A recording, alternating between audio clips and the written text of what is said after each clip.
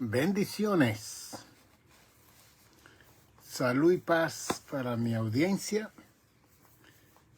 de esta programación apologética del Evangelio de Jesucristo con su pastor y doctor Nicanor González, haciendo una presentación más de estas grandes y mayores enseñanzas que puede tener el mundo religioso en todos los países del mundo y en todos los lugares del mundo. Y como le dije, que estoy haciendo una presentación del Evangelio de Jesucristo. Y estoy tratando de contextualizarme con las situaciones pasadas, las situaciones futuras, las situaciones presentes, y dando luz a esta enseñanza del Evangelio. Y estoy intercambiando entre Jesús y los apóstoles. Y estoy usando mucho al apóstol Pablo, que fue la persona principal que más escribió una cuarta parte del Nuevo Testamento, donde él da más luz que todos los demás apóstoles acerca del Evangelio de Jesucristo, y es el que hace la división entre la gracia y la ley. Y hemos estado entreteniendo la epístola de los Romanos, que fue una casi de la última epístola que él escribió, con excepción de 1 y 2 de Timoteo. Y aquí estamos para hacer esas presentaciones. Sin embargo, hay algo que está aconteciendo en nuestros tiempos finales, que quiero dar alusión a la situación de acuerdo a la enseñanza de Jesús y de acuerdo a lo que dice el capítulo 12 de Lucas, donde la superinscripción en la Biblia son la letra negra que está casi en cada pasaje. Eso no es inspirado, eso lo pusieron lo que pusieron el orden, el texto bíblico, para darnos a nosotros una dirección mejor de qué es lo que dice ese párrafo, ese capítulo, esa parte de la Biblia. Cuando dice tesoro en los cielos, pues ahí habla y menciona 3 versos que hablan de el tesoro en el cielo, el siervo vigilante. Entonces ahí presenta 5 versículos. Y así todo el Nuevo Testamento y el Antiguo Testamento le han puesto lo que se llama la superinscripción, que son los headlines que están arriba, para darnos dirección a nosotros de lo que vamos a leer en ese párrafo, en esa oración, en esos textos bíblicos. También en Mateo 10, 24 al 36, como Mateo, Marco y Lucas son evangelios sinópticos. Sinóptico es que narran el mismo evangelio en diferentes formas, en diferentes lugares, que se predicó el evangelio y se habló del evangelio. Pero en el verso 49 Jesús dijo: fuego vine a echar en la tierra.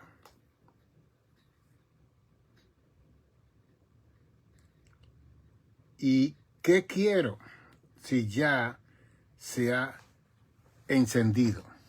Entonces, Jesús hace la pregunta: ¿y qué quiero si ya se ha encendido? De un bautismo tengo que ser bautizado. ¿Y cómo me angustio hasta que se cumpla? Sería interesante lo que está sucediendo, Jesús hablando aquí en este momento. El verso 51 dice: pensáis que he venido para dar paz en la tierra. ¿Qué estoy hablando? pensáis que he venido para dar paz en la tierra. Ok.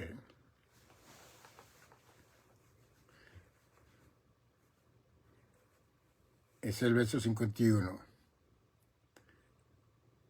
Os digo no. Y entonces el no es en plural. En mayúscula. No. Coma. Sino disensión, división, crisis, conflicto. Entonces él explica por qué iba a suceder esto. Y recuérdese que Jesús le está hablando a un pueblo judío. Un pueblo que fue llamado desde el tiempo de Abraham, casi 6,000 años atrás, para ser el pueblo escogido de Dios, para anunciar precisamente este evangelio de gracia a las naciones del mundo, pero ellos no cumplieron con eso. Entonces Jesús dice, estoy esperando mi bautismo, estoy esperando todo lo que va a acontecer conmigo, porque de aquí en adelante, el verso 52, 5 en una familia estarán divididos. 3 contra 2 y 2 contra 3. Estará dividido el padre contra el hijo y el hijo contra el padre. La madre contra la hija y la hija contra la madre. La suegra contra su nuera y la nuera contra su suegra. Me río porque es una cosa tan realística que está viviendo la humanidad desde que Cristo enseñó esta palabra en el Evangelio de Lucas. De luego, Lucas fue un doctor que vino después, que recopiló toda la enseñanza de Jesús, porque era doctor y él tenía esa capacidad. Los doctores, cuando llegamos a tener esos títulos, tenemos que hacer investigaciones, hacer tesis doctorales para que le den el grado de doctor. Y él tenía esa facultad de tener esa asimilación de todas las cosas que él oyó, escuchó, los testimonios que dieron, y él pudo escribir que Cristo habló estas palabras.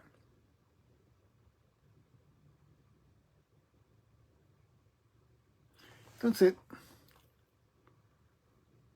cuando Cristo dice en Juan 14, 27, mi paz os dejo, mi paz os doy, yo no la doy como el mundo la da, no se turbe vuestro corazón ni tenga miedo. Y aquí en Lucas 12, 49 al 53, está hablando que él vino a traer división, disensión, conflicto. Ahora, él está hablando una realidad que no solamente iba a acontecer en el primer siglo, sino que está aconteciendo en este siglo presente y en nuestro medio de existencia en este siglo presente. Y voy a darle el cuadro y el panorama de lo que quiero presentarle con esta situación, porque eso es lo que estamos viviendo todos, cristianos y no cristianos, líderes y no líderes, laicos, you name it. Todos estamos viviendo en esta situación que Cristo presentó. Pero para contextualizar el texto bíblico y referirnos a las palabras de Jesús en relación a los judíos, que también se va a aplicar a nosotros, porque el judío no quiso aceptar a Cristo como el Mesías, el enviado de Dios, el mensajero de Dios, el profeta de Dios, el ungido de Dios, no lo quisieron aceptar. Entonces, cuando los fariseos,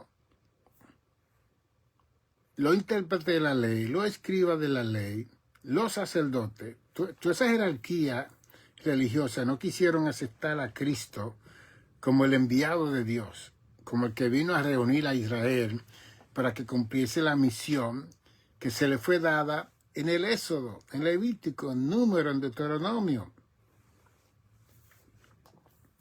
Como ellos no cumplieron, Dios siguió tratando con ellos hasta que vino Jesús a la tierra. La división que Cristo está hablando aquí, contextual con el pueblo judío, era que cuando un judío aceptaba a Cristo como el Mesías, lo botaban de la casa. Si era hombre, la esposa tenía que dejarlo. Los hijos tenían que dejarlo. El trabajo donde estaba ese judío tenía que salir, lo botaban. La sinagoga lo botaban. Del barrio donde vivía lo botaban. Así que automáticamente esa persona que se convertía lo sacaban fuera del entorno familiar del judaísmo. Entonces, quien alcanzaba a ese judío era la iglesia, que también estaba compuesta de judíos. Y no era que ellos no amaban a su esposa, a su esposo, sus hijos, sino que esa era la ley. No podían aceptar a Cristo como el Mesías y como su Señor y como Salvador, porque Cristo era un impostor para el mundo religioso judaico de aquel entonces. Esa es una forma. Cuando Cristo levanta la iglesia de Mateo 16, 18, sobre esta roca edificaré mi iglesia y la puerta del infierno no la va a vencer. Cristo también pudo contemplar, como dice en Juan 10, que tengo otras ovejas que no son de este redil, pero ellas vendrán también. Eso está hablando de nosotros, los gentiles. Vean. Y que como nosotros no tenemos el problema judío del legalismo, el judaísmo y la ley de Moisés y toda esa fiesta y rito y ceremonia y liturgia que hace el pueblo judío, el pueblo gentil es más abierto, más liberal con la expresión para con Dios y la familia y todo lo que sucede. Que si un esposo se convierte y no es judío, automáticamente va a estar en su casa con su esposa que no es convertida, va a estar con sus hijos, que sus hijos no son convertidos. Y entonces, evaluando la situación contextual histórica, se aplicó bastante esta enseñanza para los judíos que se convertían a Cristo en aquel entonces. Y Pablo, que era Saulo, fue un ejemplo muy grande. Saulo era un hombre casado, porque nadie podía pertenecer al Sanedrín, que eran los 70 ancianos que dirigían al pueblo de Israel, si no tenía 30 años y era casado. ¿Ok? Entonces, cuando Pablo va camino a Damasco, en Hechos capítulo 9, que Cristo se le aparece y le dice que vaya a la calle derecha y que se va a encontrar con un siervo llamado Ananías y esto y aquello. Pablo no regresó al Sanedrín.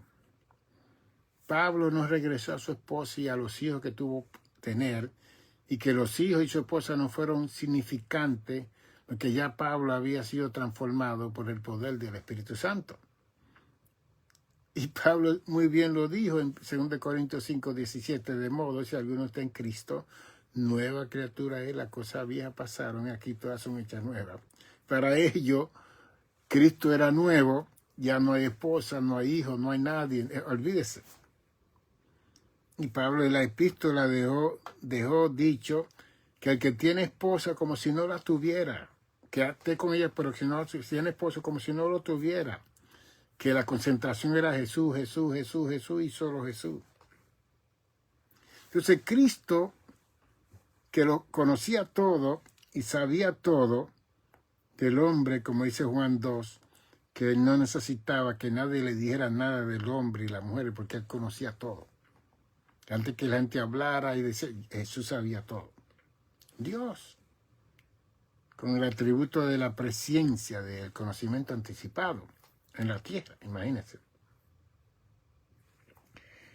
Entonces, aunque Cristo habló esta palabra para el pueblo judío, él sabía que esto se iba a aplicar a las iglesias.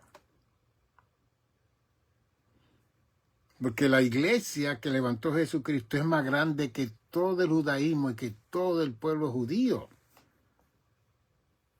y que está compuesta de todos los pueblos del mundo. Entonces, cuando él dice, si ustedes creen que yo vine a traer paz, están equivocados. No. Yo vine a traer disensión. Ahora, él no está diciendo que él lo hizo con intención y con propósito, sino que eso es lo que iba a ocurrir.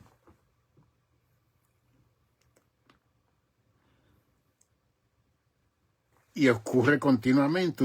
Una esposa se convierte, que yo he experimentado eso de mi juventud, con personas que visitábamos y en el trabajo evangelístico, y en una forma se convertía el esposo, se consagraba el esposo y la esposa se oponía. Y después Dios alcanzaba a la esposa y la esposa se consagraba más que el esposo, y entonces la esposa entraba en crisis, en competencia espiritual, así, porque no nos enseñaron bien. Que era todo lo contrario, vamos a unir fuerza espiritual, vamos a tener el altar familiar, vamos a orar para hacer de esta familia una familia poderosa. Pero entonces hay un hogar convertido, hay un esposo convertido, hay una esposa que no es convertida y hay 5 hijos que no son convertidos. Pues ahí está la disensión y la división.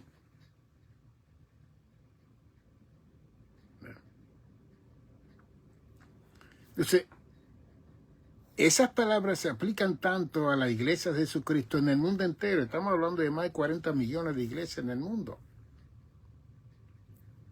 donde tenemos una persona que le sirve a Dios y todos los demás no le sirven a Dios.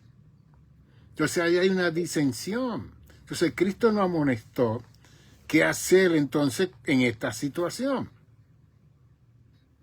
Porque la gente dice, pero Jesús dijo que Él no da su paz y que su paz Él no la da como el mundo la da y que no me turbe mi corazón, pero yo estoy en una crisis.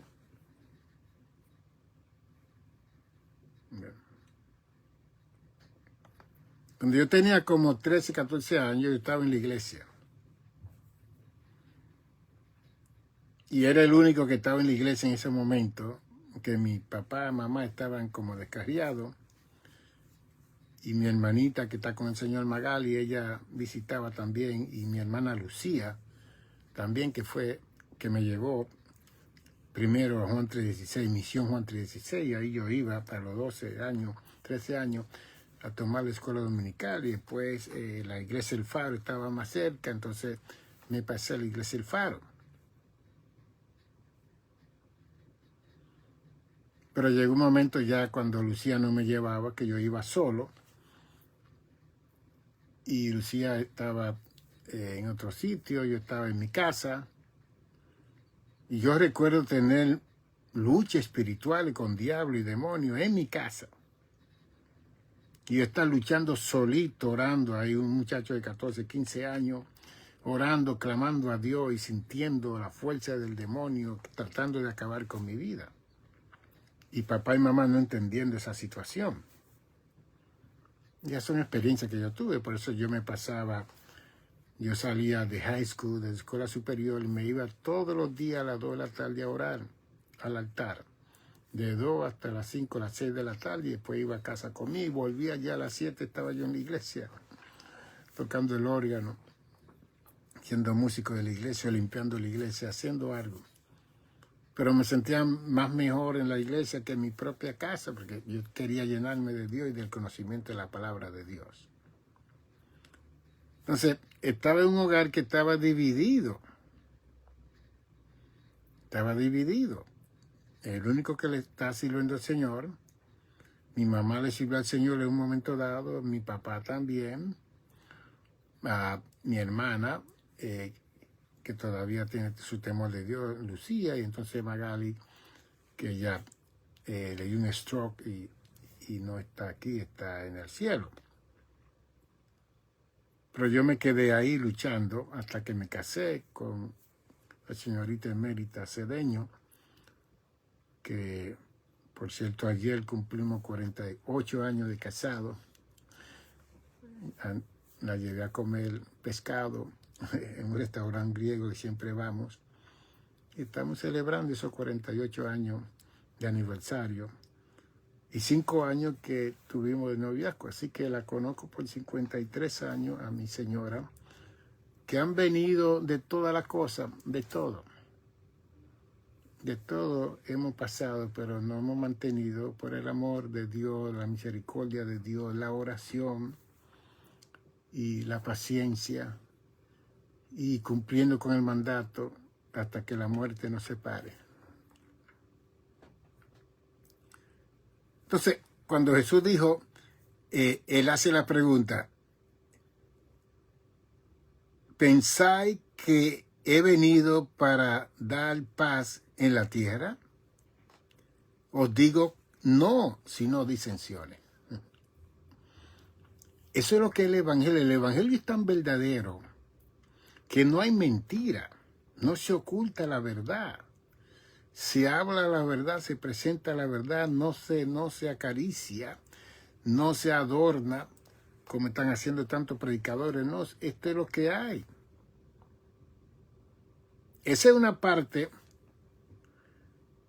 que Cristo presentó. La otra parte que él habló en Mateo 16, 18, que sobre esta roca edificaré mi iglesia y la puerta del infierno no prevalecerá. ¿Por qué Cristo mencionó al infierno en relación a la iglesia? ¿Por qué Cristo mencionó a Satanás y a los demonios en relación a la iglesia? Porque Cristo también quería enseñarnos a nosotros que esta situación, aparte de las disensiones y las divisiones que hay en las casas donde un hijo no quiere servirle al Señor, una hija no quiere servirle al Señor, quiere tomar otro rumbo, otra situación, un nieto, en que usted tiene que seguir adelante, y ahí ya está la división.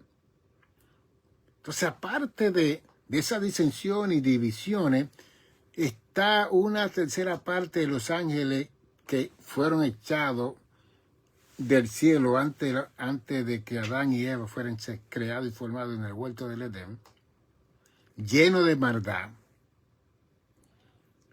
que no quiere ninguna felicidad para ningún de los 8.2 billones de habitantes que hay en este momento en la Tierra.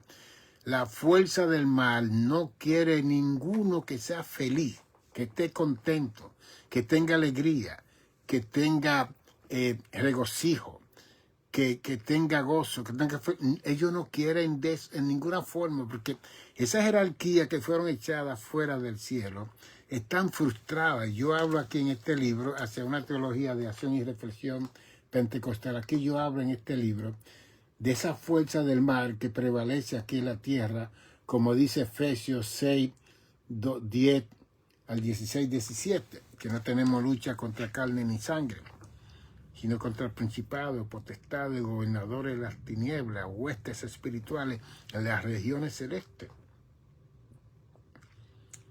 Entonces, le estoy diciendo que tenemos que estar conscientes que si estamos en una casa donde un hijo no le sirve al Señor, hay disensión, hay pelea, hay discusión. Esa es una forma. Porque todos no vamos a estar en una misma mente, en un mismo sentir dentro de la familia. Eso fue lo que Cristo quiso decir. Entonces, en este libro que yo presento, la fuerza del mal siempre va a buscar a alguien débil en la familia. The weak guy, el que es débil, ya sea el esposo, la esposa, el hijo, la hija, el primo, quien esté viviendo en esa casa. Porque la idea del mal es crear esa disensión que Cristo había profetizado y hablado en Lucas 12, 49 al 53. ¿Por qué mi hijo no es así? ¿Por qué mi hija no es así? Pues es la disensión que hay. ¿Es cristiano en su hijo? No. Hace muchos años yo fui a dar una conferencia a otro estado por 2 días, creo que fue viernes y sábado. Y después que terminé, el pastor me llevó a comer y me dijo, doctor, yo quiero una consulta con usted. Yo, está bien. Me dijo, yo tengo un hijo que me está dañando mi testimonio. Ok. Cuando yo voy a ministrar a la iglesia, él se queda, hace fiesta. Y los lugares donde él estaba, lugares suburbios, de casita. Decía, mi hijo iba a la iglesia y todo, pero ya él no está y me está dañando en mi testimonio. ¿Qué puedo hacer, doctor? Y yo dije, primero, usted tiene que aceptar que hay una disensión en su casa. Y segundo, que su hijo está descarriado, que usted tiene un hijo impío en su casa, que no va a representar los valores que usted representa cuando usted va a esa comunidad a ministrar la palabra de Dios. Y que muchas veces nosotros los padres queremos forzar a los hijos que sean como nosotros cuando ellos no quieren servir al Señor ni ir a la iglesia. Bien. Entonces muchas veces cuando tenemos nuestros hijos, nuestras esposas que no les sirven, nuestros esposos que no les sirven, muchas veces necesitamos tener un espacio de tiempo para orar a Dios para que Él pueda obrar en nuestra familia.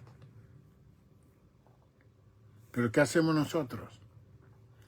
Nos envolvemos con todas las posiciones que hay en la casa de oración.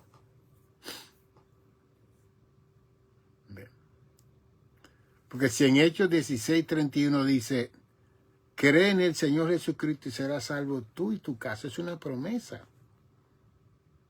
Y las 3.472 promesas que se encuentran en la Biblia, es una promesa. Yo creo en Jesús y será salvo yo y mi casa.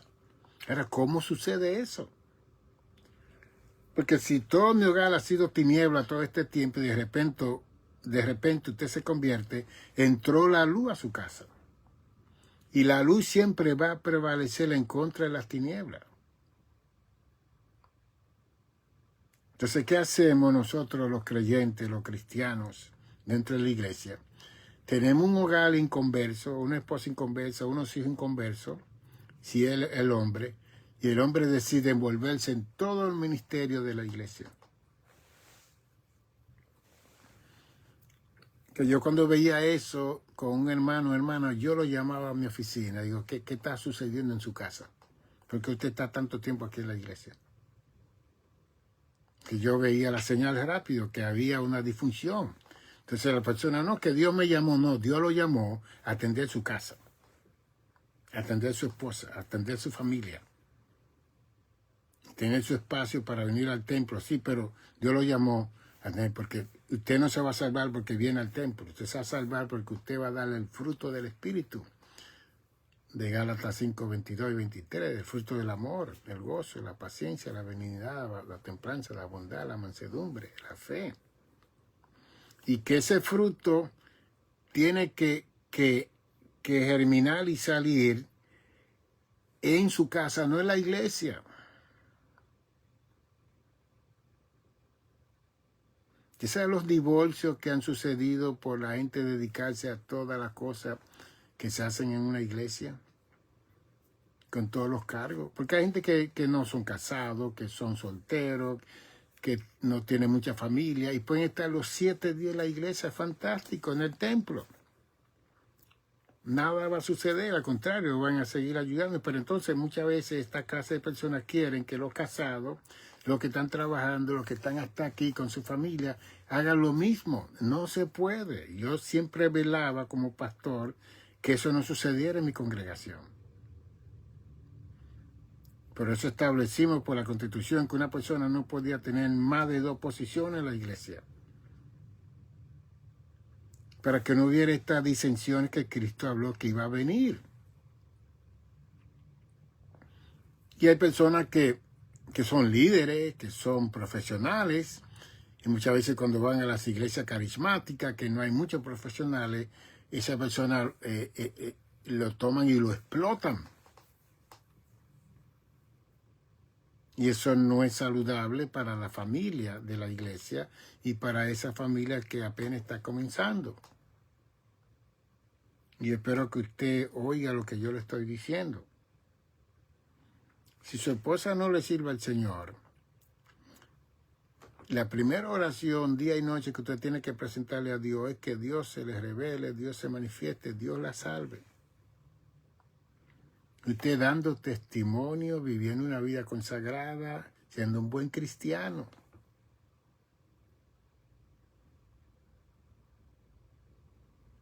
Bueno. Y no de un momento, de una hora, sino que usted lo que profesa acerca de lo que dice Jesús en el Evangelio, usted lo va a practicar en su casa. Y ese testimonio que usted va a dar va a ayudar a que esa mujer vaya y visite la iglesia. Los hijos por igual. Entonces usted no puede convertir si fue un mal papá, dando golpes, gritando y ofendiendo y menospreciando y haciendo cosas que no debe de hacer. Entonces usted no puede invitarlo a ellos a la iglesia, porque la iglesia es usted. Y después si ellos van a la iglesia, esa familia que no le sirve al Señor, y lo ven a usted al frente, haciendo y deshaciendo y ocupado, que usted no tiene ni el tiempo de sentarse con ellos, que no conocen a nadie, un domingo, lleva a su familia, usted tiene que estar para aquí, para allá. Y no se sienta para instruirlo con el himnario que se va a cantar, los coros, la adoración, la alabanza, todo lo que se va a hacer en ese momento. Alguien tiene que instruirlo. ¿Y quién mejor que el esposo que está aquí o la esposa? Pero ¿qué hacemos?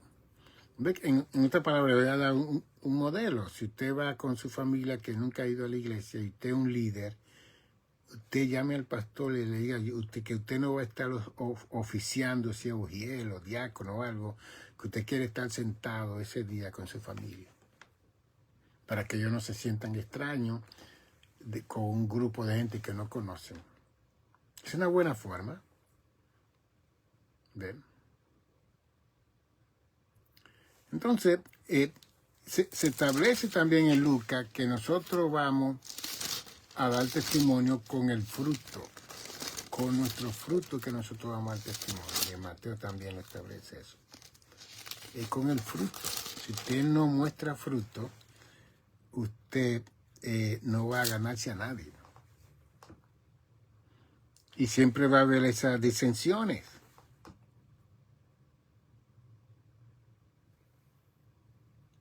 Recuérdense el orden que hay. Primero es Dios en tu vida. ¿Ok? Primero es Dios en tu vida. Dios es primero. Segundo es tu familia. Si está casado, esposo o esposa. Su familia incluye los hijos inmediatos. Tercero, que tiene que ver con esas relaciones. Primero eres tú. Segundo es Dios. Tercero es tu familia. Cuarto es tu trabajo. Y quinto es la iglesia. Es el orden. Usted no puede poner a la iglesia primero en tu trabajo, porque si tú dejas de trabajar, ¿cómo va a mantenerte a ti? ¿Cómo va a mantener tu familia?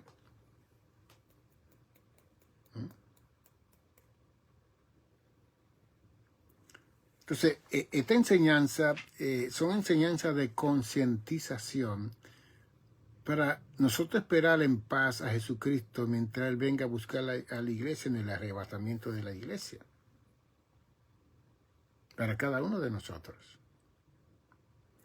Pero hay una distorsión tan grande en la enseñanza del Evangelio, en las 40 millones y más de iglesias que hay en el mundo, en las 37 millones de denominaciones y concilios y movimientos que hay en el mundo, que la gente vive en un estado de confusión. Entonces comenzamos a pelear con Dios. Señor, ¿por qué no sucede esto en mi casa? ¿Por qué mi hijo no quiere servirte a ti? ¿Por qué mi hija no quiere servirte a ti? ¿Por qué mi esposo no quiere? ¿Por qué mi esposa no quiere servirte a ti? Esa es la disensión que Cristo presentó.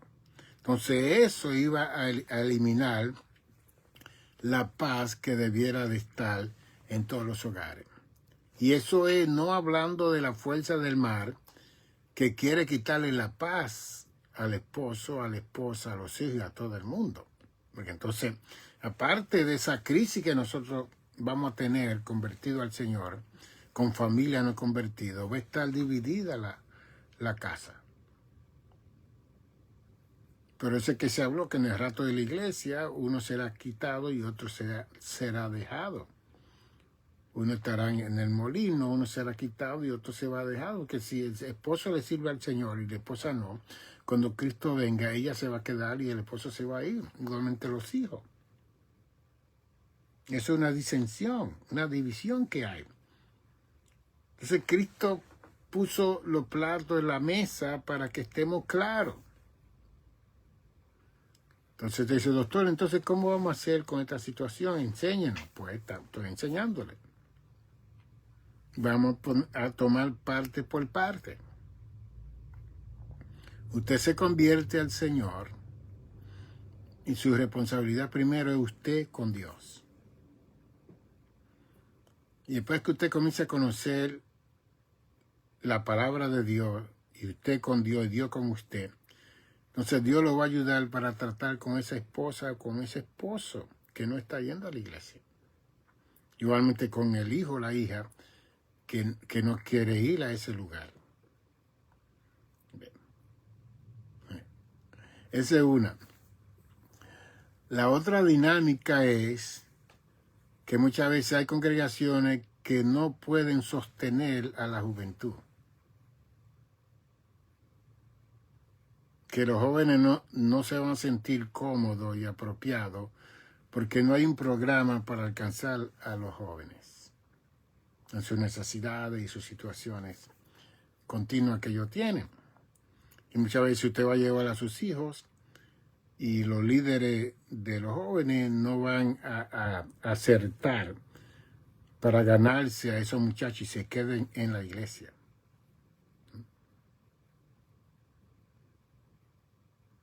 Ajá. Sí.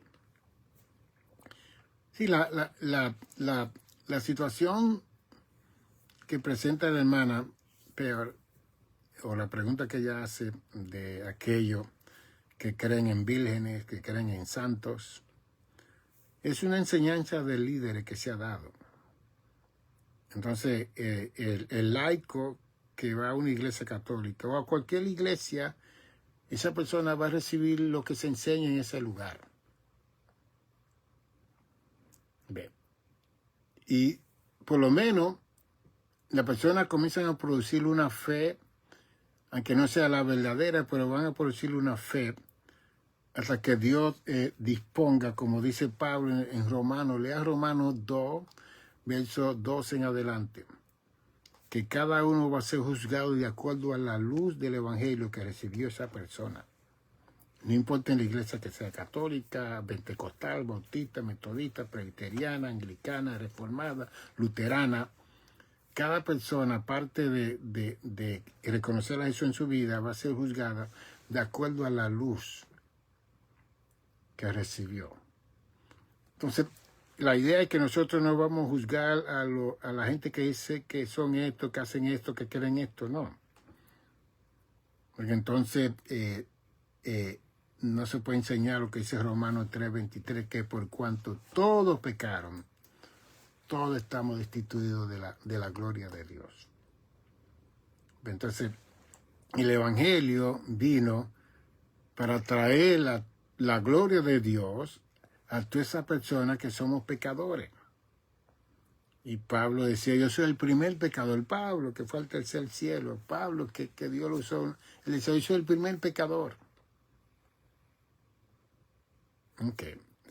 Así que la idea es que hay muchas religiones en el mundo que tienen diferente enseñanza. Ahora, esa diferente enseñanza no va a condenar a la persona. solo que no cuestionen el señorío de Cristo, el Hijo de Dios, que no blasfemen contra el Espíritu Santo, que crean en el Padre, Hijo y Espíritu Santo. Cuando esa enseñanza se mantiene, como alguien que se acercó a Jesús, que le preguntó qué hay que hacer para heredar la vida eterna, y Cristo le habló. Y él se puso triste y Cristo le dijo, tú no estás tan lejos del reino, así le dijo. Entonces, él tenía su creencia, pero tenía que hacer algo un poquito más para cambiar su situación. Cristo le dijo, tú no estás tan lejos del reino. Cristo le dijo a esa persona. Entonces, ¿quién soy yo para juzgar a las personas que piensan que o creen en mi palabra, mi enseñanza y conocer bien el Evangelio? Que cuando yo esté al lado de esa persona, mostrarle aún con la Biblia católica, que es una de las mejores tradiciones que hay en el mundo, lo que dice la palabra de Dios. Porque el problema es que muchas de estas religiones lo que leen son las notas que escriben lo que interpretan la Biblia y no leen la Biblia. Entonces, en todas estas Biblias que ellos han escrito hay lo que se llaman footnotes. Ellos tienen unas notas debajo y ellos le dicen a los feligreses que lean eso, que eso es lo importante, que no es el texto bíblico. Y por eso fue que Martín Lutero en Alemania en el 1517 se rebeló contra la Iglesia Católica. Primero, daban un culto en latín que ningún alemán entendía. Segundo, nadie tenía apropiación de la Biblia, solamente los sacerdotes. ¿Ve? Tercero, no se identificaba con la cultura alemana, la Iglesia Católica en ese momento, y ahí vino la Reforma. 1517, ahí vino el protestantismo. Y ahí es que nosotros nos llamamos protestantes, de ese movimiento que presentó cuando se inventó la imprenta en 1544.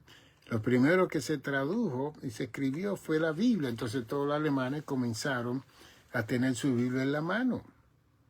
Pero el culto solamente lo tenía en las manos el sacerdote. Después la gente estaba completamente ajeno de lo que se estaba ministrando, porque todo es en latín. Latín era el idioma principal de la Iglesia Católica. Entonces Martín Lutero cambió ese derrotero de enseñanza hasta el día de hoy. Y se estableció la Iglesia Luterana, que ellos siguieron con casi toda la enseñanza de la Iglesia Católica, con excepción de que el sacerdote se puede casar, los episcopales, los anglicanos, los reformados, los luteranos, los presbiterianos, metodistas, se pueden casar, a diferencia del sacerdote católico que tiene que hacer un voto de celibato, teniendo toda su pasión y deseo, y eso es imposible, que Pablo dijo en 1 Corintios 7, que si no tiene don de continencia, que se case, para que no se quemen. Pues ha sido uno de los mayores problemas que ha tenido la Iglesia Católica en el mundo. Y tanto abuso y tantas cosas que han surgido en esta iglesia, como ha surgido en todas las iglesias del mundo. Porque somos tan imperfectos, tan incorrectos, que nosotros tenemos que predicar el Evangelio. A Cristo le tiraron prostitutas, le tiraron leprosos, le tiraron políticos, le tiraron colectadores de tasas, y Él los salvó a todos.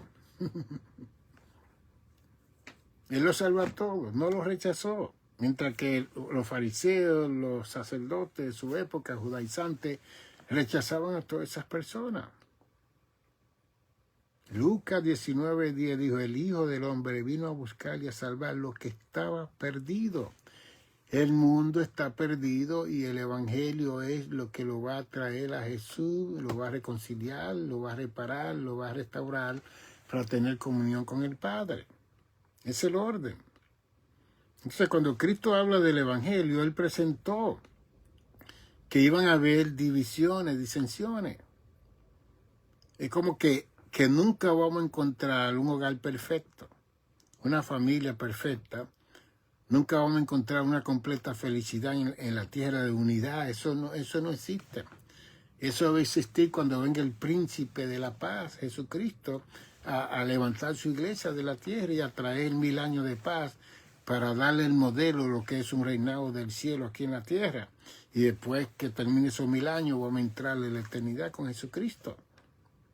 Pero mientras tanto estamos en ese paréntesis, como yo le llamo en mi próximo libro que estoy escribiendo. Toda la humanidad está en un paréntesis. No discutamos por punto de teología. Vamos a dar fruto. Vamos a mostrarle que somos verdaderos cristianos, que amamos a Dios, nos amamos a nosotros mismos, amamos a nuestra familia inmediata y amamos al prójimo. Vamos a mostrarle eso, porque por su fruto es que vamos a ser conocidos en el mundo entero. Hay una historia donde hay una americana que fue llamada a ser misionera a un país de Sudamérica. Y cuando ella fue, ella tenía pantalones puestos. Pues toda la iglesia y todo el mundo la juzgó, porque ella fue con pantalones. Pero ella se quedó de la casa de pastoral y la esposa del pastor también habló y dijo. Pero entonces ella cambió de opinión, cambió su decir de ella, porque mientras ella estaba dormida a las 5, a las 6, a las 7, a las 8 y tarde, la misionera estaba levantada a las 5, a las 4 de la mañana intercediendo por esa comunidad. Y ella tuvo que pedirle perdón. Fruto. ¿Ve? No cosa de vestuario. Fruto.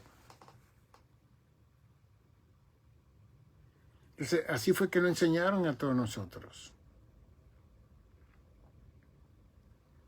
Yo recuerdo en el 1974, cuando Billy Graham fue a Seúl de Corea, que fue invitado a dar una campaña como de 1 o 2 semanas.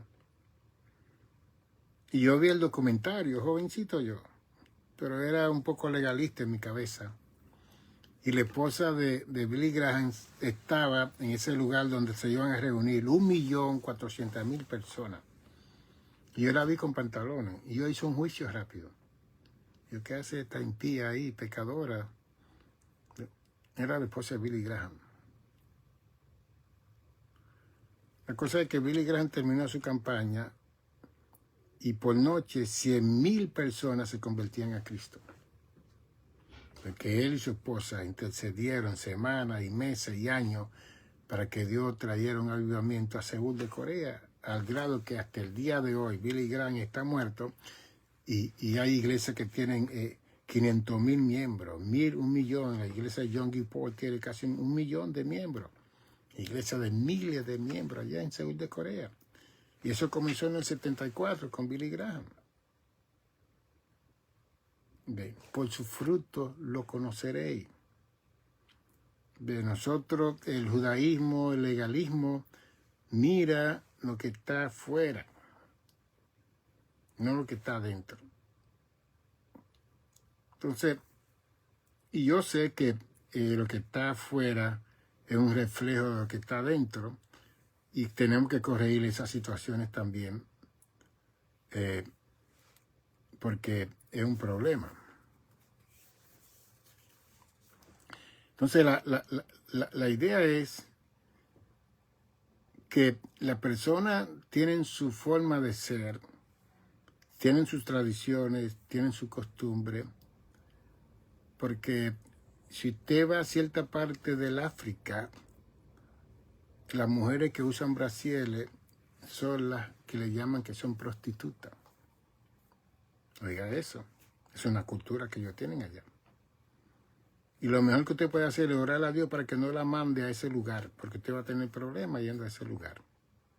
No van a aceptar su mensaje. Recuerdo una misionera brasileña que fue a la Amazonas a predicar el Evangelio y todos los indígenas se reunieron para recibir a la misionera. Y la pusieron en una gran fiesta y ella se sentó, porque ella quería predicarle a los indígenas de esa región. y le trajeron un plato bien lindo, maravilloso para que ella comiera. Y ella creía que era un pollo, algo hermoso. Era una rata grande, sancochada, con papa y con todo. Entonces ella tuvo que hacer una decisión. Si no como esta rata, yo tengo que volver para mi pueblo porque no me van a aceptar el mensaje y todo. Si la como, voy a ser bienvenida y van a aceptar el mensaje de Jesucristo. Cosas así. Entonces la idea es, un programa como este es un programa inteligente para que nosotros aprendamos a conocer la cultura de los pueblos y no a envolvernos en los rudimentos, como dice Hebreos 6, en esos rudimentos, en esas cosas simples que lo que hacen es que, porque hay 37 millones de denominaciones, concilios en el mundo. ¿Por qué? Por estas mismas cosas, estas disensiones y estas divisiones. Entonces, el centro del Evangelio es Jesucristo. Y a ese que tenemos que predicar. Y cada persona que acepte a Cristo va a dar el fruto del Evangelio en su vida. Pero ese fruto lo va a dar la persona cuando él o ella permita al Espíritu Santo que comience a transformar, como dice en 2 Corintios 5:17, de modo si alguno está en Cristo, nueva criatura es, las cosas viejas pasan y aquí todas son hechas nuevas. Entonces, la que van a ser hechas nuevas es el Espíritu Santo que va a estar tratando con la vida de esa persona. No el pastor, no son los diáconos, no son las diaconisas, no son los misioneros, no son los predicadores. Es el Espíritu Santo que va a hacer esa obra en esa persona. ¿Qué es lo que dice Filipenses 1:6? Estando persuadido de esto, que aquel que comenzó la obra en vosotros, la perfeccionará, la completará, la terminará hasta el día de su venida. Así que, Efesios 4:12, somos santos en construcción. Mientras estemos aquí en la tierra vamos a tener falta, vamos a tener diferencia de opiniones, de teología, de rudimento, de liturgia, de ceremonia, de rito, de un montón de cosas que nosotros hacemos. Pero ¿qué es lo importante? A Cristo le dijeron, ¿cuál es el mandamiento más grande que hay aquí en la tierra? De Moisés. ¿Usted sabe lo que le dijo Jesús? Amar a Dios sobre todas las cosas y amar al prójimo como tú te amas a ti mismo. Eso es lo más grande.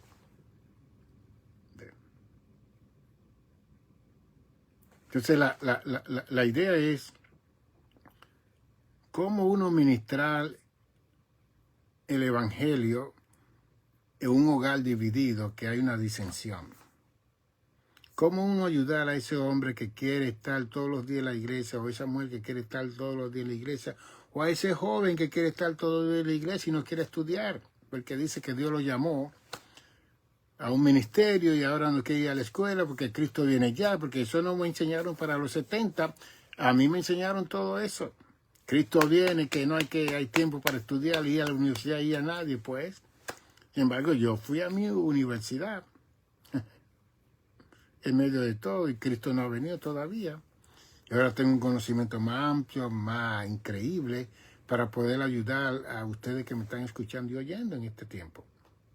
Porque tenemos capacidad y propiedad para hablar lo que estamos hablando con academia, con experiencia, con estudio, con conocimiento, con discernimiento y con todos los dones y capacidades que Dios ha prometido en 1 Corintios 12 y en Gálatas 5, 22 y 23 con el fruto del Espíritu. Entonces, lo que queremos enseñarles hoy es que tenemos un mundo dividido de la suegra, la nuera, el hijo, la hija, papá, mamá. Nuestro mundo está dividido. Y como está dividido, esa es la disensión que hay y que la iglesia tiene que ser el pacificador, como dice Mateo 5, bienaventurados los pacificadores, ellos verán a Dios y estarán con Dios y heredarán la tierra y ellos todo. Entonces, cuando hay fuego en un lugar, no ponga más leña para que se encienda más el fuego. Vamos a mirar cómo corregir un mal que se está cometiendo a través de la enseñanza del Evangelio. Cristo dijo que no iba a traer paz, sino que iba a haber divisiones, disensiones en la familia. Entonces, si yo soy un ministro y yo tengo una familia, tengo una congregación, yo tengo que ver cómo se puede armonizar y evitar esas divisiones y disensiones que van a ocurrir cuando un miembro de esa familia se convierte y que muestra interés de aprender, de estar todo el tiempo en la iglesia. Fantástico. ¿Por a qué precio? Y si esto está dando testimonio para la familia que pueda venir a la iglesia. De los judíos, cuando se convertían a Jesús, lo votaban de todos los lugares.